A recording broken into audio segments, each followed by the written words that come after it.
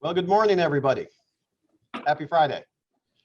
Welcome to our program today on North America after the NALS, North America Leaders Summit. What comes next? My name is Eric Farnsworth with the Council of the Americas and delighted to be the co-host with you today with Tony Wayne of the Mexico Institute of the Woodrow Wilson Center to bring you this program of very high-level practitioners and speakers who come to you with deep and expansive knowledge about North America. And we're going to have a terrific conversation in terms of how to build the North American idea. As you all know, the North American leaders got together in Mexico on January 10th for the second North American Leaders Summit in as many years. After a brief hiatus of several years, it was an opportunity to reset and rebalance the North American relationship. Issues of migration, security and drugs, energy and global climate change, trade and investment, regional competitiveness and supply chains. The list goes on, and they were able to talk about some of these issues, and we're going to have that conversation ourselves this morning. The question is, what happened? And more importantly, what comes next? What can the three nations do working together to make North America work better? Our lineup of speakers today is truly outstanding. We're delighted with the opportunity to host each and every one of them a keynoter in their own right. Their biographic information is available on our website, and you can access it through the chat function of this Zoom seminar. The speakers that we have, and I'll introduce them in order of their interventions, are Jose Antonio Meade, who of course is the former Secretary of Finance and Public Credit, among other cabinet level positions of Mexico. Vanessa Rubio, who is a former Senator and Undersecretary of Finance and Public Credit, also of Mexico. And Luz Maria de la Mora, who is the former Undersecretary of Foreign Trade for Mexico, of course. And then from Canada, we have Louise Blythe, who is a former United Nations Deputy Permanent Representative for Canada. And we also have Peter Beam, who is a current senator and chair of the Senate Standing Committee on Foreign Affairs and International Trade of Canada. And then representing the United States, we have Ambassador Tony Wayne, who among other things is a former US ambassador to Mexico, and myself, Eric Farnsworth. I did not do justice to any of them in terms of their introduction. I asked for their forgiveness, but their bio information, as I indicated, is available for everybody to take a look at, and we encourage you to do so. With that, we want to begin our program on impressions and outcomes and what comes next. And let me turn to our co-host, Ambassador Tony Wayne, for some brief introductory comments, and then we'll get the program going with Jose Antonio Meade. Well, thank you very much, Eric, for co-hosting this, organizing this, and bringing together such a good group of experts and speakers. The one thing I might note is that, on the one hand, North American cooperation has been long and hard with fits and starts in between these leaders' summits. The one area of continuity has been in the trade area with NAFTA and now USMCA. There have been good ideas along the way, but there has not been that continuity that's so needed to actually build the confidence and deal with a lot of these tough problems. Over this last year, that has changed in that there were working groups working on a number of these areas. And so when the leaders got together, they had at least some progress and some activities to be reported by the three governments. So I think it's an interesting step forward, and then we'll be looking to what comes next. And we'll hear from that from our excellent speakers and talking about that going forward. So thanks to everybody for being with us, and let's get to the program. Fantastic. Thanks, Tony. Well, Jose Antonio, to you, what happened at the NALS meeting in Mexico on January 10th, and what comes next? Thank you, Eric. Thank you, Tony, for the invitation. Tony put one of these together jointly with Vanessa and myself about a decade ago. And they're not easy to get together. Just agreeing on the agenda for the presidents and the prime minister is complicated enough. You talked about impressions. And I think that oftentimes the thing that people will look at most after a summit are basically the pictures. I think the summit photographed really, really well. I think the fact that the president and the prime minister came over with their wives, I think sort of the quality of the interaction, the different places that they visited, I think the summit photographed really nicely. And I think that in and of itself is an important deliverable. The most important tool that I think countries have in terms of bringing forth an agenda is political dialogue. And if the political dialogue is held at the highest level, it has the highest of impacts. And if that political dialogue then fits into an institutional framework that is able to carry out the ideas and the agenda together, that works even better. So I think that 10 years from today, we will see changes happening in the North American framework that will actually find their origin in this summit. And I think the breadth of the issues that was talked about was really significant and important, and it really goes to what Eric said at the beginning. There is a North American ideal. There are very few issues globally that do not benefit from a North American perspective, rather than just a bilateral perspective or just a country-by-country perspective. So just to get dialogue ongoing, I think that in the next years, in the very near future, we'll be talking about semiconductors in North America. That would not have happened in the absence of this summit. We will be talking probably about critical minerals. That is a very specific deliverable that opens up a whole new array of issues that we will be able to talk about. Some years into the very near future, there are going to be students from Canada and Mexico, from Mexico in the US, from the US in Canada and Mexico, that will have benefited from the mobility agenda that was reinforced during this summit. Climate change came out of this with specific challenges. And I think that the three nations working together on climate change have the potential to do very important stuff. On a very practical level, and just to give an additional example, if we are going to transition into electric vehicles, we need to have standards on the chargers. That was part of the agenda. So if the electric vehicle transition is going to be successful, in part, that will be because the three leaders got together and spoke about the necessity to have standards for the chargers. Minority rights made it into the agenda, and I think that was important. Seasonal workers, that is a program that's very successful between Mexico and Canada. It introduces the idea that summits are helpful in identifying best practices and bringing them together. Health, it benefits from a North American perspective, and I think that was very, very clear. And even sex exploitation made it into the agenda. So I think that there's nothing small about these three nations, and therefore there are no small results in terms of when they get together. So all in all, very successful agenda, very good pictures, very good topics, and I think the seeds for recovering the North American ideal were clearly so. Thank you very much. What a great way to start the program. Vanessa Rubio, please. Thank you so much, Eric. And I think you placed a question at the beginning that Pepe referred to, which is this North American idea. And I would like to give some context on that, and also perhaps give some focus on a hands-on approach for what should come next policy-wise in order to deepen this idea.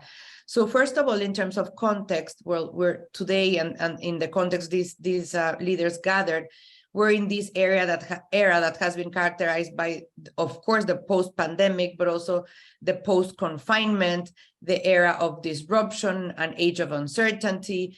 We're seeing debates around the idea of whether globalization is finished or is it globalization 5.0. We have the context of polarization and populism, democratic recession in the world. So what I like to think is that we are at a crossroads of a world that faces new opportunities. And I think that what we saw during the leaders' meeting was the leaders trying to reap the benefits of this new world and how to think about North America in this new context and how to reposition the idea of a united North America and a competitive North America in this redefined world, no? And some order of magnitude that we shouldn't lose in the context of the analysis is North America accounts for 30% of the global GDP, and we're the largest trading bloc in the world. So that should give us a competitive and a comparative advantage in this new world with these new redefinitions that we should be mindful of, no? And also, I will insist on policy, because the idea of North America and the success of North America is a result of good policy.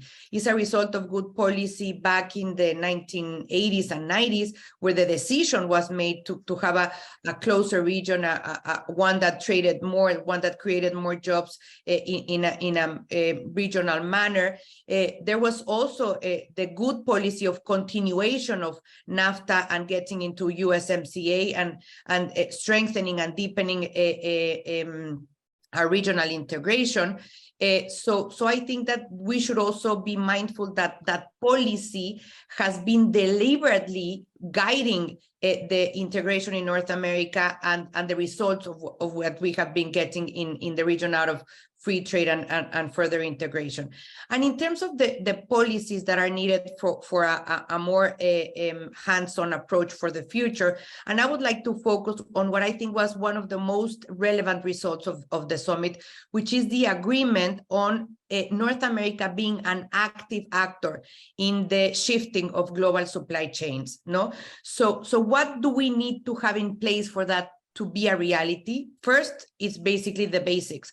So it's certainty, clarity, predictability, no? And sometimes that is easier said than done. And I'm speaking, of course, about Mexico, but I'm speaking, of course, also of what I mean in firsthand experience. So, for instance, in the electoral context of 2016 in the US, no? So we need to do as much as we can policy-wise in order to maintain ourselves as trusted partners, the three of us, for the three of us, no? Second, I think information will be key, no? So move from rhetoric to real good curated data and analysis on what strategic information we need for the auto industry, for the electronic industry, for the semiconductor industry to move forward in case we really want to provide for a new set of supply chains regionally, no? For these sectors in particular, so the inputs, the materials, the capabilities, the infrastructure, transport, storage, technology, the real market demand, because today we're thinking about the US-China tensions as being the central scenario, but what about this scenario in the coming 5 or 10 years, no? That might not be the central scenario anymore, no? So how do we see these shifts moving forward in the future, no? The real market forces behind it. And finally, I would say that what we need is very fine-tuned and strategic policy approaches to deliberately and strategically move towards this outcome that we expect, because we would be needing financial resources, we would be needing incentives, fiscal incentives, but all sorts of incentives.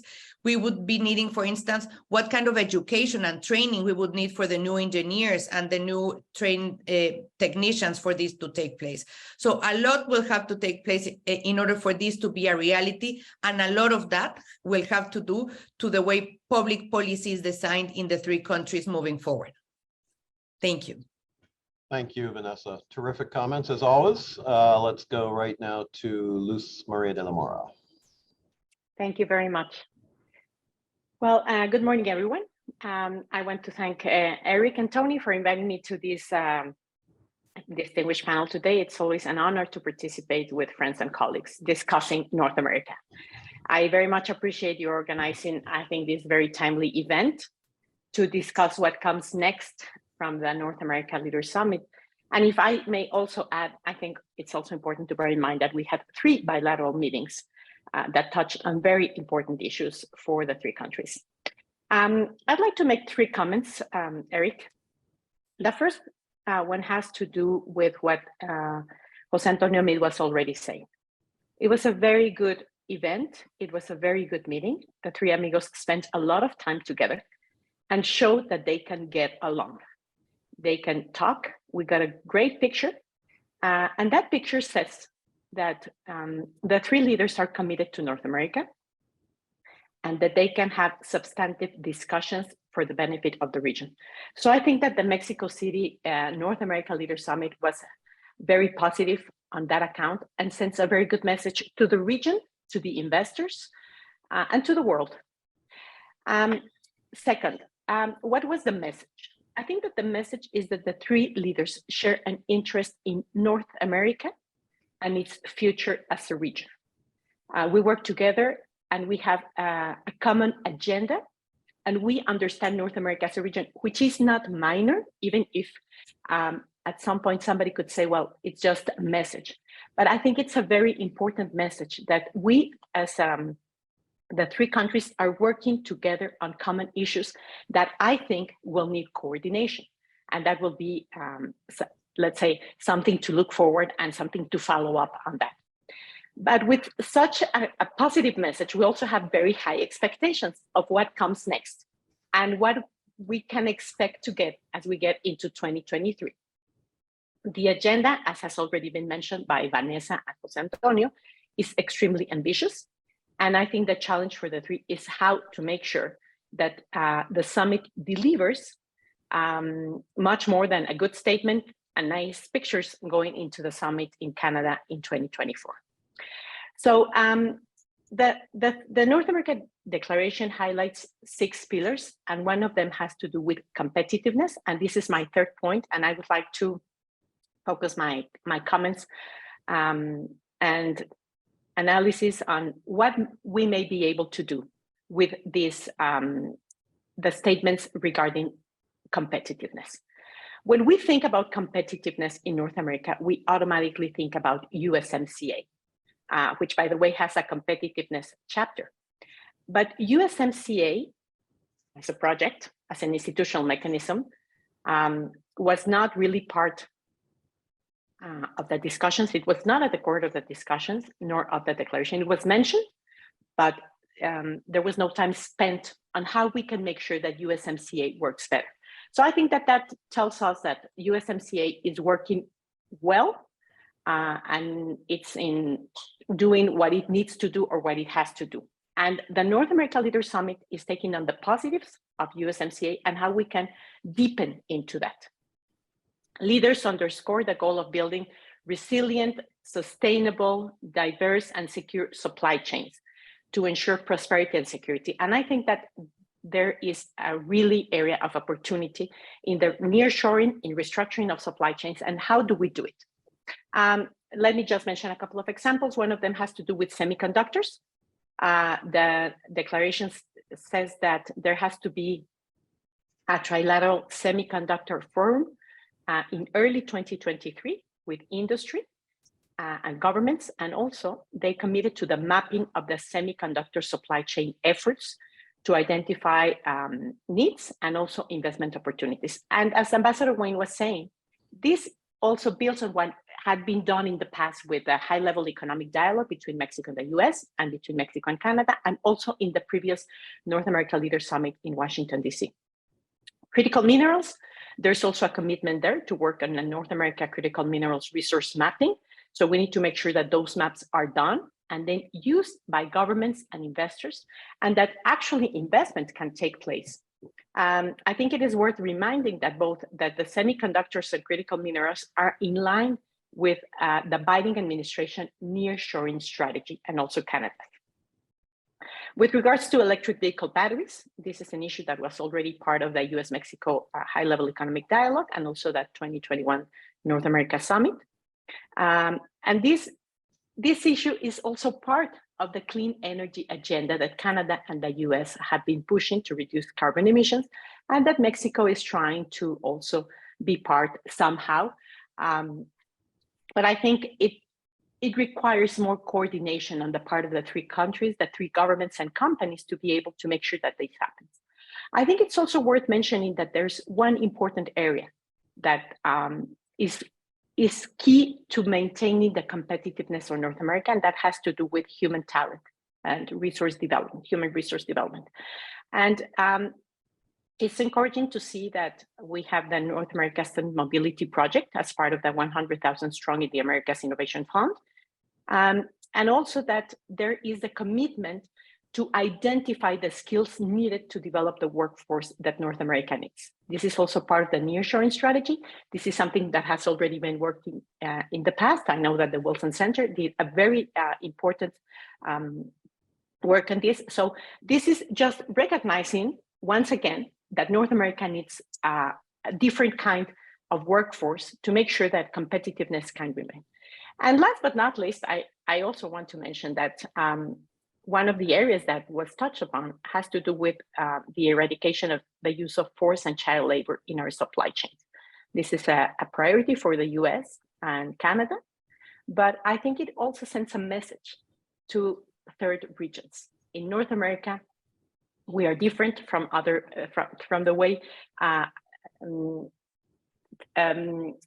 supply chains work in other areas of the world. So I think the diagnosis is that the message is correct. The goals are rightly set to strengthen North America. And the challenge will be to make sure that these initiatives are brought to fruition. The challenges, I think, have to do with the need to get the private sector on board, that we can develop a strong academic curriculum to develop the human resources the region so badly needs. And that requires the private sector and academia on board. And making sure that Mexico can offer the required incentives and that we can all move in the same directions towards, for example, offering clean and renewable energy, identifying the kind of critical minerals that the region needs, and how we make sure that we attract investment as a region and that the three countries do not compete for the kind of investments that we're looking for. So I would leave it here. And I just want to say that I think that there's a very substantive agenda. There's a lot of work to be done. And I hope that we can get very positive results for 2024 in Canada. Thank you. Luzma, thank you very, very much. It seems as if we have a vigorous agreement among our first three discussants, which is no surprise. We're going to shift our gaze from south of the US to north of the US to Canada, see if we get a similar consistency of views. Louise, we're going to start with you and then we'll go to Peter. So Louise, please. Thank you so much, Eric, for having me. Yes, indeed, you're going to have an echo of what you've already heard, but let me try to add a little bit of a perspective, since I was there on the ground and really had a sense of the mood that was very much present in Mexico City. It was an upbeat summit. It was one where the business community was reinvited to be a part of it. So there was a day leading up to the Leaders Summit where the delegations from all three countries were there and had access to the leaders and were able to pass on very much the messages you heard about how important Team Canada is. And I think that we're coming out of this summit with Team Canada having had a big boost. I think it exceeded a lot of our expectations, certainly part of the business community that was there. I think we felt heard. We felt that the priorities that we need to work together to face the uncertainties in this world, and for all the reasons that have been mentioned, I think was very much apparent. I think the three leaders did their job. I think we were pleasantly surprised by the United States' openness to this idea, because we were coming out of a year or two under the Biden administration that had indications of protectionism. The policy making were very much insular. If you look at the IRA bill, the Inflation Reduction Act, the CHIPS Act, a lot of those policies, the Hard Infrastructure Bill and Now Act, were all drafted really without consultation with key partners. And it felt to us, certainly as Canada, that really in order for those objectives that the Americans have, dear friends, you really do need Mexico and Canada to achieve them. Well, we heard that from the president, so that was very nice. We also were, as Canadians, encouraged to hear President López Obrador also agree to this idea that we're stronger together in North America. It's not something that had been really made clear, especially not to its Mexican business community. I think that was a good message. He also came out, I don't know if you've noticed, but he doubled down. He made an additional announcement, surprising is to other amigos, on the need to put together a joint committee on trade substitution, I think it's called. It's basically North America competitiveness, it's business competitiveness. And I'm hearing that he's serious about this. There'll be a meeting next week in Mexico City to put that together. So So we're really getting from him a sense that he believes in this. This was not necessarily a given. You know, energy was going to be top of the agenda because there were concerns coming from Canada and United States on the nationalization approach that he put forward. He seemed to open the door to have further conversation on this. He said, look, send me your companies, Canada, I'll speak to them. I mean, let's not be naive, but there is a sense that maybe there is hope there that we can resolve this. And I'll close by just saying, I think it was very much planned that the panel decision on the rules of origin and the automotive was delayed, even though it was known by all three parties. It was delayed, it was announced after, because I think it was clear that the three leaders wanted to provide an upbeat, aspirational vision in North America. They did not want to focus on the irritants, and I think that was the right call. Now we'll have to wait and see. I think it'll be very, very telling to see what the Americans, whether the Americans will comply with the decision. I think that'll set the tone for USMCA the review that's coming up in less than 3 years now. So lots to watch on, and thank you again for having me. Thank you, Louise. And yeah, you pointed to a very important near-term indicator in terms of is this vision actually going to take root, or is it going to be essentially a photo op? Peter Beam, to you, please. Buenos días desde el norte. Gracias por la invitación. Thank you very much. I've listened carefully to my colleagues, excellent comments all around, and perhaps what I can do is offer a little bit of perspective. I was the so-called senior official at the first four of these meetings in the early 2000s. And for those of you who recall, it was all about security with prosperity catching up. And there was a lot of work done in working groups for the North American Leaders Summit. There was also a lot of outreach at the time. And of course, there were different political leaders then. But I would have not thought then that today we would be looking at semiconductors, critical, more on the education side, clean energy, hydrogen. All of these are very new, and they are cutting edge in terms of what is happening in other parts of the world and in large trade groupings, such as the European Union, for example.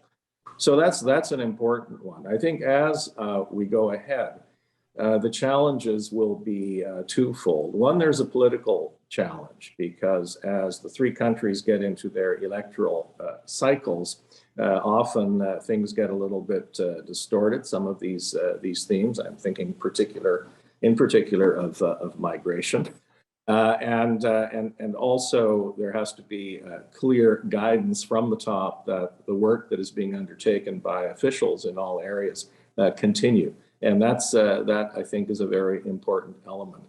The importance of this particular summit is that after an interregnum that was pushed by both the COVID pandemic and, to be quite candid, the fact that during the 4 years of the Trump administration, there was no meeting, but there was a lot of difficult negotiation on CUSMA, as we call it up here, that this is in fact a new beginning as the 10th summit in this particular series with its interruptions.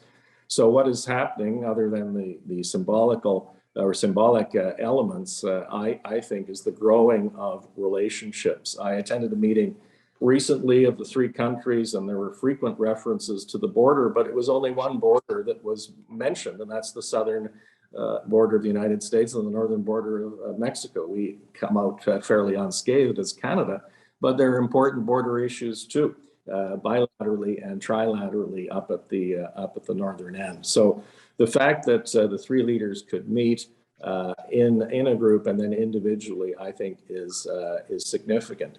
The relationship is essentially characterized, in my view, by an isosceles triangle with two long equal sides, reflecting the U.S.-Mexico relationship and the Canada-U.S. relationship. And then that very short one is the Mexico-Canada relationship, which I think has to grow. And it can grow in a number of ways. And colleagues have mentioned supply chains and new legislation and new approaches and all of that. And that's important, but it can also grow in something that no one has mentioned before, and that is some coordinated work in the hemisphere, and not just on migration. We have in this hemisphere some very big challenges to democracy.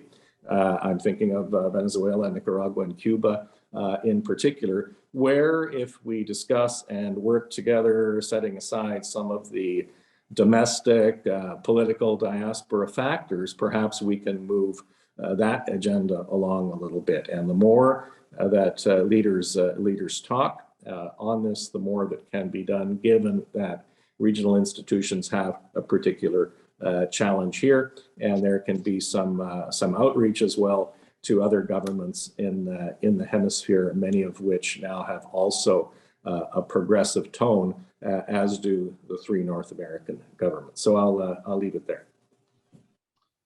Peter, thank you. Terrific intervention. You've given us a lot to think about, even beyond the specific topics of the NALS, in terms of how to build North America effectively. So thank you for that. Tony Wayne, to you for some thoughts from the US perspective about the importance of the NALS meeting, what happened, and where do we go from here? Well, thanks very much, Eric, and thanks to everybody else for those insightful comments. I think as is clear, one of the most substantive parts of the outcomes is in the competitiveness area.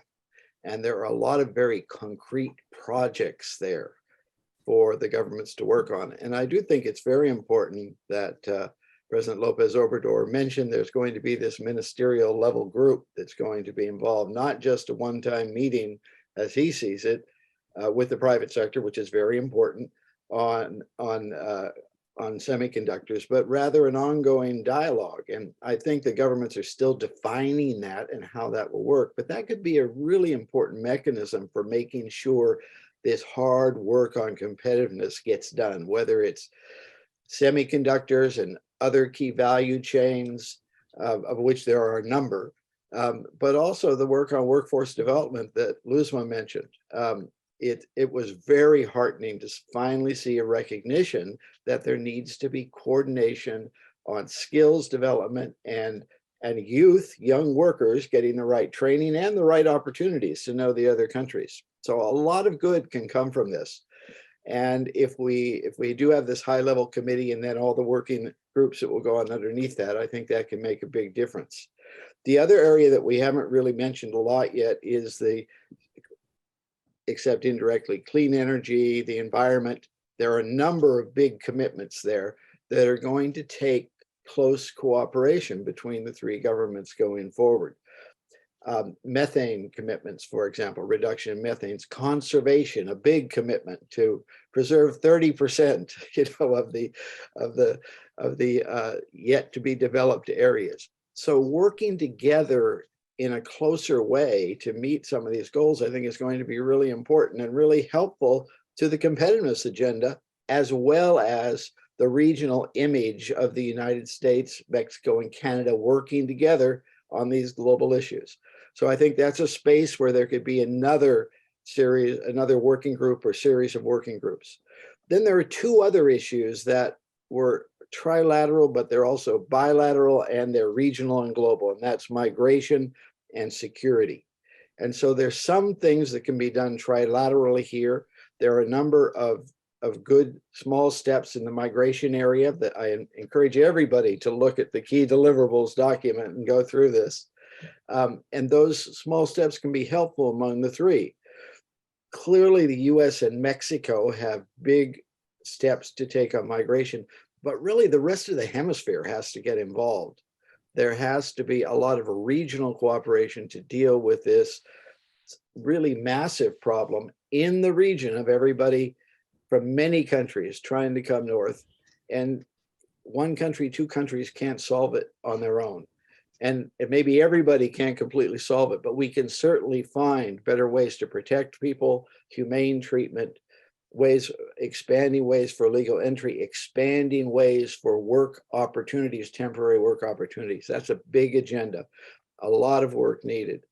And then finally, this cluster in the security area. And you might note they put in there health security. And I think one of the things they promised was they're going to have a new North American health security plan with the wonderful title of NAPAPI, but basically deal with pandemics and other problems. That is very important. But the other big problem that's trilateral, bilateral, and international is drug abuse and the production and transfer of synthetic opioids. It is really amazing. Over the past 2 years, there has been a tremendous increase in the number of synthetic opioid seizures on the US-Mexico border. And it jumped in the last fiscal year, and in the first 2 months of this fiscal year, it went up again substantially. We're over 10 times more than we saw just a few years ago of seizure of this fentanyl on the border. That demands a lot of attention because it's killing over 100,000, well, no, total drug overdoses over 100,000, about 60,000 of those from these synthetic opioids in the United States, generating a lot of violence, a lot of resources for criminal groups in Mexico. So there's a lot US and Mexico have to do, but there's a lot that everybody has to do because a lot of these precursors are coming in from the rest of the world. So that's a very big agenda. They agreed in the North America context to have a meeting on public health, of treatment, of addiction, of care, of other things. That's really important. But this is a problem that needs to be attacked from all angles to be dealt with. And so there has to be important work ahead in that area also. And then finally, as Luzma and others mentioned, the USMCA issues are still out there. There are 3 big disputes. One, the US has to react to the finding on the rules of origin, which will be a very important signal. Secondly, Mexico has energy policies and its treatment of investors. And third, the potential banning of most of corn imports from the United States over concerns about the genetic modification. And these are big tests, because the trade cooperation is a really strong pillar of generating that trust and confidence in North America. And so seeing how that's going to be managed by the governments, those 3, in the coming months is going to send very important signals. Thank you very much. Eric, over to you. Thank you, Tony. As always, you've encapsulated a lot of information in a very brief period of time and done it very well. Thank you. We're going to go to a second round of everybody in just a second. And the question is going to be, all right, we just laid out the vision. What are the obstacles that need to be addressed to making that vision a reality? In other words, what do we have to focus on in terms of implementation? But before we do that, just a couple comments to key off of what Tony just said. And this is from a Washington perspective. Washington looks at things always through a domestic lens. And I've been working on these issues, not as long perhaps as Tony, but a long time. And the Council of the Americas has been a leader in the space of North American competitiveness issues for many years. And one of the things that we have always urged is the idea of sustainability. In other words, you can't have these ups and downs in the relationship all the time, and these toing and froing and catastrophes that somehow break into the relationship. But there has to be more of a sense of regularization of the relationship as North America. And, you know, in order to do that, some of the issues that Tony raised, whether it's migration, whether it's border, whether it's fentanyl issues, whether it's security cooperation, whether it's the resolution of trade and investment disputes, somehow it has to be seen in Washington that concrete progress is being made, so that there is value in paying a political, or put it differently, in leading a political effort on behalf of the North American idea. Because right now the incentives in Washington cut the other way. The political incentive is to highlight what's going wrong in the relationship, or to highlight the challenges, and perhaps to blame for, you know, in political discourse and campaigns and things like this. And we have to get away from that. The incentives have to change so that people are putting political weight behind the idea of cooperation, because ultimately it's seen in the United States as good for the United States and the American people. And I think truthfully it is. And all these ideas that we've talked about would improve things, certainly in the US and arguably for the other countries that we're talking about as well. But people have to see that concretely and they have to feel it. And that's the issue that I think we have to get to. And so the question that I would raise in the context of the second round of discussions here, and we'll go back to Jose Antonio Meade, is, you know, you are all high-level political actors. You've been at this game for many years. You've been involved. You've been leading these efforts in some ways, all of us in our own way. What are the key obstacles to realizing this vision, and how can we get beyond them to create the North American idea that I think we're all hoping that occurs? Jose Antonio Meade, to you, please. Thank you, Eric. Relationships are complicated, especially when they're amongst neighbors. And Tony knows this very well because we work through it a lot. But the US-Mexico relation is a very difficult one. And it's a very difficult one, just as the relationship with your neighbor, your physical neighbor would be. There's issues about the border, security, migration. There's many irritants that one can focus on.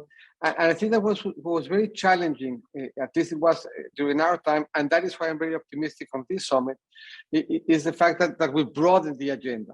So that we can say, well, yes, this is an issue that we have to work on, but there is this whole other set of opportunities that really highlight the good that can come out of the relationship. A couple of things that I thought were interesting. Peter said, and I think that this is absolutely key, Mexico and Canada need to do more. I think that relationship is underdeveloped, it's underappreciated, and as important as Canada is to Mexico and Mexico potentially is to Canada, we don't do as much as we should. And I think from that perspective, and again, the capacity of pictures to tell stories, the picture between Prime Minister Trudeau and Daniel Servitje was very eloquent.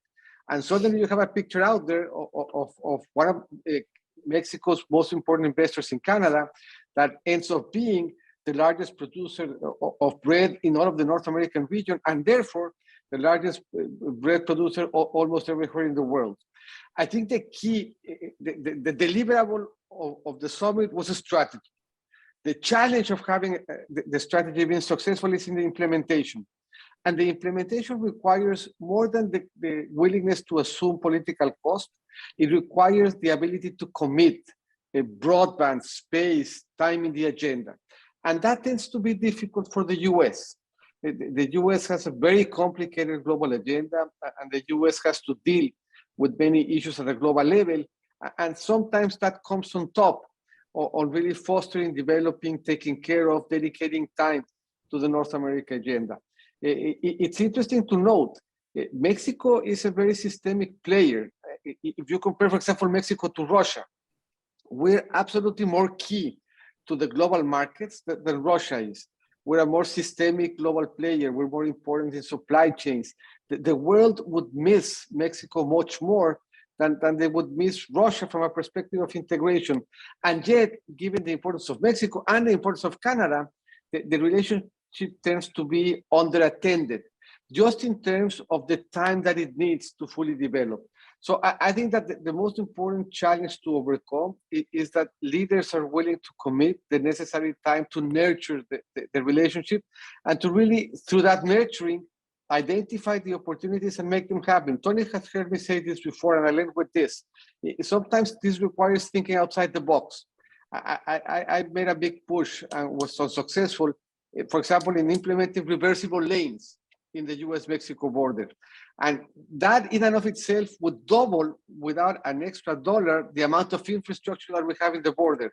But if you think about it, the type of things that we would need to tackle to make reversible lanes a reality would really be core to maintaining a better relationship, because we would have to have the same documents, the same people, the same technology, the same level of trust on the officers that we put in the border to deal with anything from customs to migration.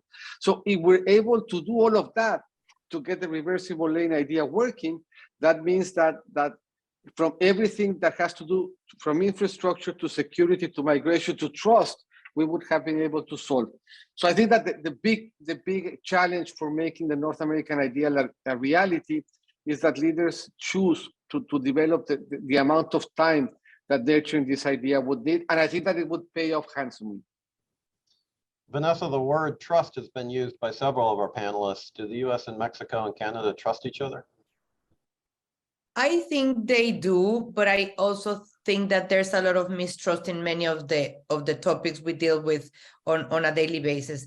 The relationship is so complex and is done in several layers and in several issues that, of course, you have everything in there, no? And there's no one single answer. I would say, like, in general, of course, there's trust, but there have been moments, there have been sectors, there have been very specific aspects in which there has been mistrust, and mistrust is already a part of the relationship. So that should be something that we need to overcome.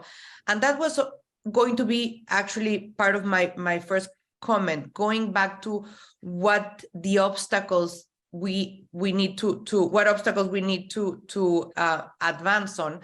Basically, I would say that at this moment in time, I see one that is very clear, which is the rule of law, no? And we need to, again, going back to my first point, to have certainty. We need to be trusted partners, of course, if we want to move forward, if we want to deepen the relationship, if we want to do more in specific industries in a deliberate manner, no, as we had done so in the past.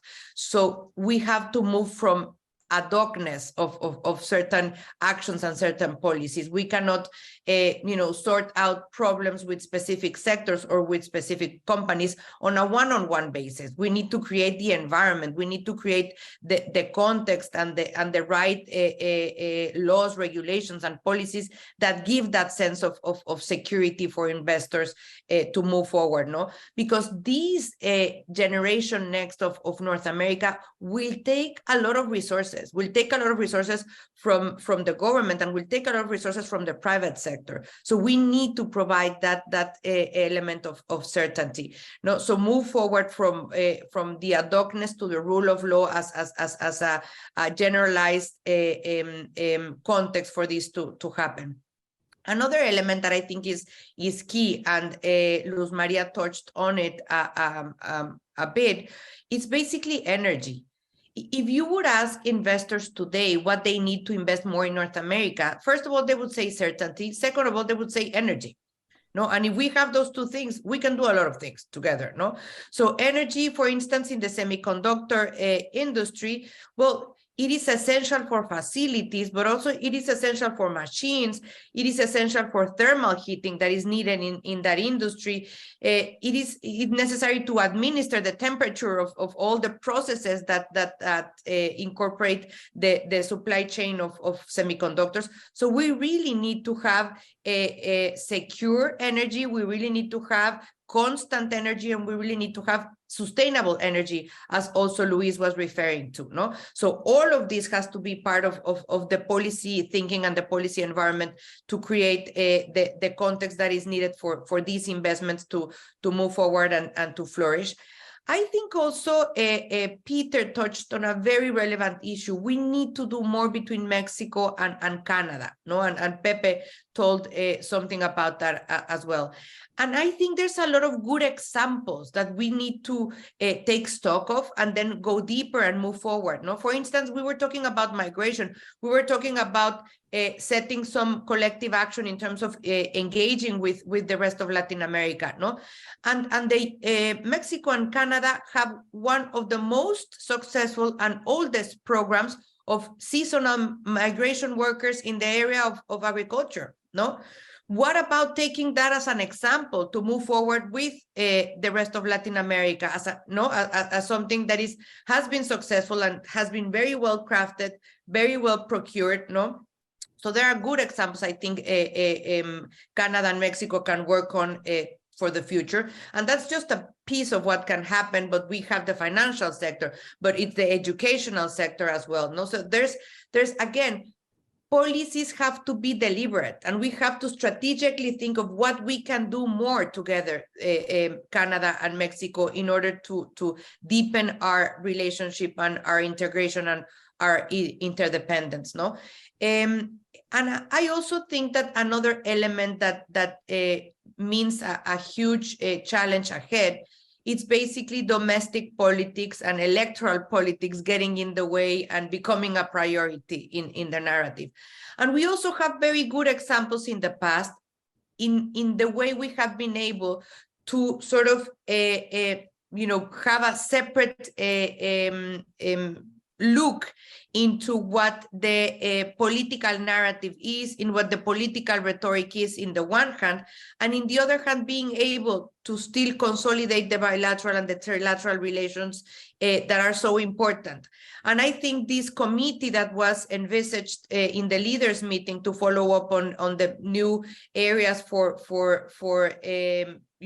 reshuffling the global supply chains, semiconductors in particular, I think are very important to have and are very important to maintain, because actually Luz Maria headed many of these working groups and many of these strategic dialogues. So despite of the narrative that is happening up there, in the very high levels, and the electoral processes that we're all going to be a part of, and polarization is going to take over in the narrative in many of these discourses and rhetorics, we still have to hold on to the working groups and to the day-to-day regular activities in order for this momentum to be maintained, in order to have advances, and in order for, despite of any political transition that takes place in our three countries, to still maintain the relationship, because the relationship is much more important, and the relationship is there to stay, despite of who is in government, of who is in power,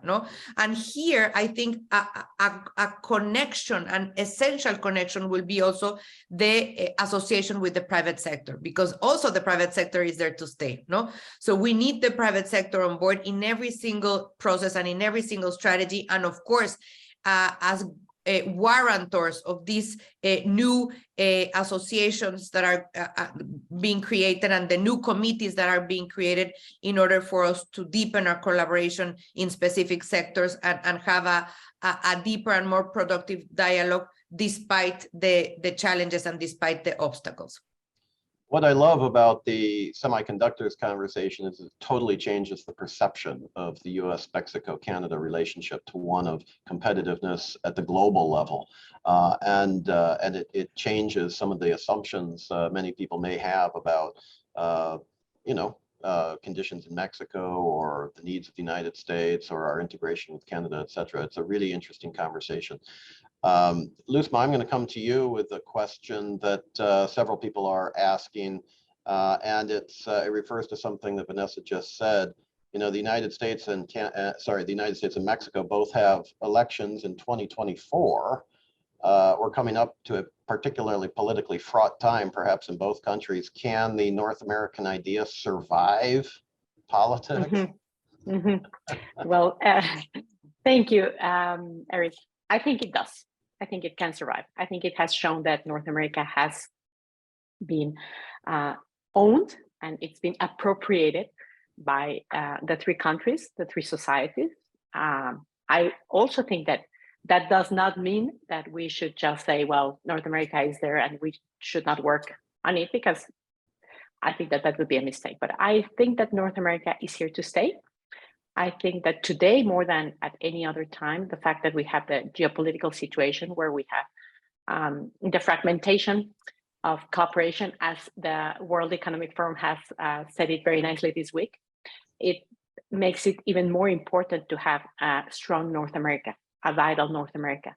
And I think that in the elections that are coming in 2024, I hope North America is an issue at the center for the right reasons. And the right reasons mean that people understand how important it is that the three countries work together, that the three countries have a common agenda, that we identify ourselves as partners, allies, friends, and also that the three of us may differ on some issues. We don't need to agree on every single issue, but we know that the three together are stronger, and it is in our individual interest to be part of this region. I think that North America has already delivered in many, many areas at many levels, but I also think that there's a huge potential. there's a huge potential as long as we have a clear vision of where we're headed to. And I think that North America is a source of economic growth. It's a source of prosperity. It's a source of innovation. It's a source of inclusion. The USMCA agenda is extremely substantive, is very comprehensive. There are many areas that we have not even touched. For example, the digital area, digitization, electronic commerce, the digital economy. I mean, there's so much that it's in there, and that we need to make sure that it can really be taken advantage of. So going to 2024, I think, and that would be just my last point to finish, that we need to make sure that all sectors are involved. Civil society, Congress, the media, think tanks, academia like yourselves are extremely important to take part in these discussions and make sure that we understand that North America is a big idea, but it does make a difference in our lives. Thank you. Absolutely. We have only about 5 more minutes and 4 more speakers, but I'm going to cede my own time. So we'll have 3 speakers. And so let's go back to you, Louise. Another question that several people are asking, does North America matter to Canada, or is it only the United States that matters to Canada? Okay, I was prepared with my intervention. Now you just do Yep, that curveball. that's right. That's what we do here. We get people off the game. Yeah. Well, I'll be very, very brief because I know we're running out of time, and I want to hear from Peter as well on this. But I'll say this. I'll say that you know, this really set the table. Now I think, and as all the other speakers have said, the seeds are there, their structures are there are meetings, joint committee, there's a lot of things that should survive, but there is the issue of the narrative. And I think that we really do need to shift the narrative to a positive narrative. This did a great deal to put us in the right direction on this, but too much of the media's focus has been on the issue of the border, on security, on things that don't work. I think we need to compete with that. I think the business community needs to get on board. I think the academia needs to lean in. So I think together we really need to catch this ball now that's been thrown to us by the leaders. We wanted them to do this. I think it's up to us now to continue in that vein. When it comes to Canada and how Canada sees Mexico, I agree completely with what Peter said. I wrote an op-ed last week in the Globe and Mail that very much called for a more comprehensive relationship with Mexico for Canada, not just one based on the trade partner as CUSMA. I mean, my wish was answered, because when you're coming out of the bilateral between Prime Minister Trudeau and President Lopez Obrador, we have now a 9-pillar agenda. It goes everything from Indigenous reconciliation, which is of course a challenge that we both have, and academia, culture, so on and so forth. It really it runs the full gamut of what really a comprehensive relationship should be. Well, it's now, you know, that framework is now there for us to seize. So now we have to get our academic institution on board. We got to have our cultural organization willing to do more exchanges together. So it's on us to do. But I will say this: it's not a given. Canadians do get distracted by our superpower neighbor. But at the same time, I think that we're not going to get the North American piece right if Canada and Mexico do not have a strong bond and partnership. Yeah, and just to give a plug for your op-ed, it was outstanding, and I would encourage anybody interested to pull a copy of that and read it. It was really good. Congratulations on that. Peter, to you, please.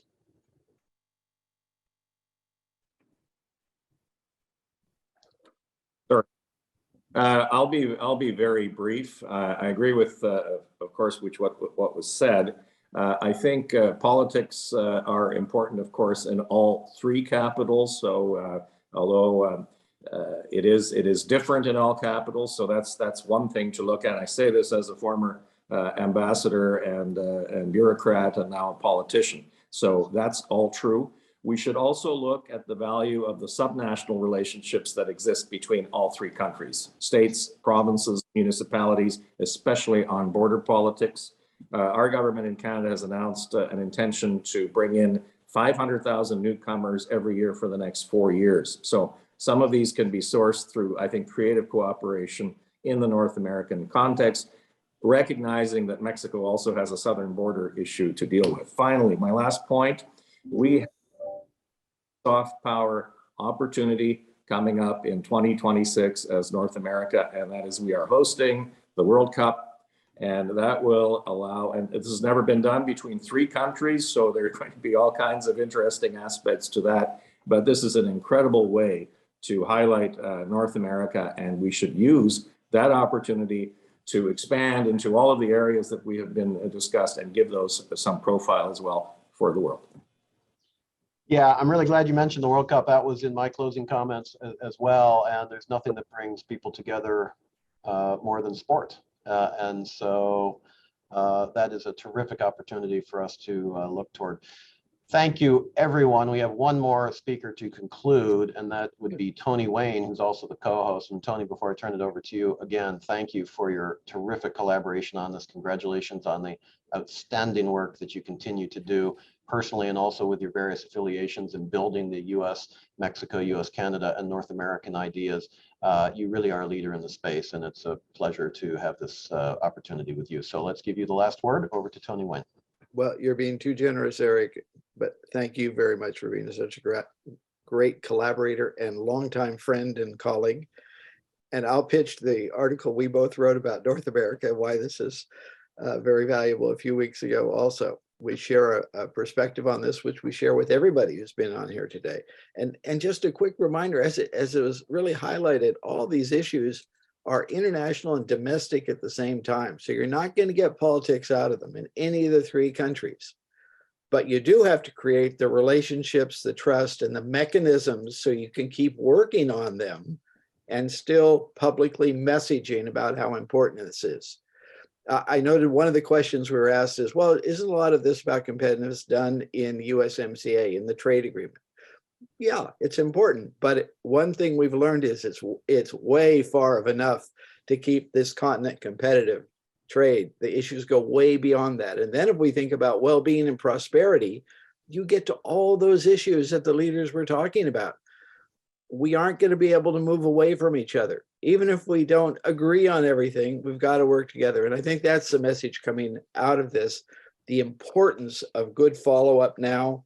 It is wonderful, a number of the ideas going forward. It's great to have ministers getting together. That's going to help keep attention on the issues, and it will be publicly visible that people are working on issues that count for people's lives, I think, and that's really important to have these stakeholders involved also, the private sector, but not just the private sector, as I think maybe Lusma mentioned, having academia involved in here and having communities involved to skill up their workers. That's a really important part of this. So if we can just keep up the momentum, have the political will be clear, and do that hard, detailed work over the months ahead, I'm hoping that all three of us countries can get to a better place in the end.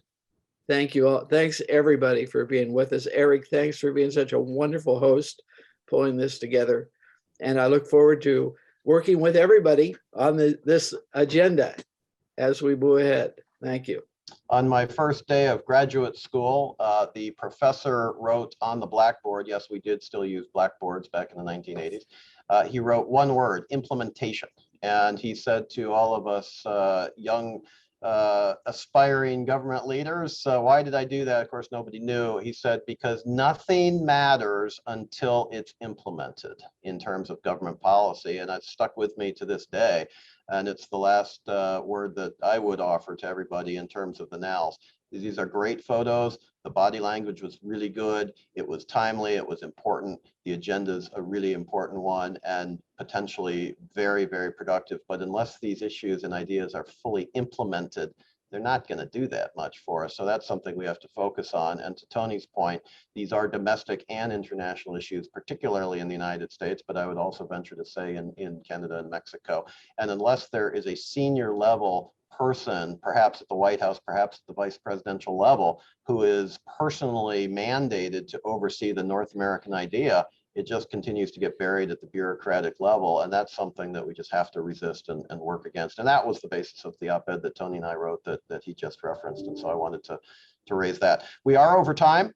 I want to thank all of our terrific panelists. We raised a lot of ideas here. There's a lot more to discuss. I hope you will all come back at some point to continue this conversation, which is not going away. It's only going to continue. And you are all leaders in the space. I want to thank the almost 300 people that were joining us via Zoom, as well as other platforms, and encourage you to stay active with these ideas and with our institutions going forward. With that, have a terrific weekend, and we hope to see you again very soon. Ladies and gentlemen, this will conclude our program. Thank you very much. Have a great day.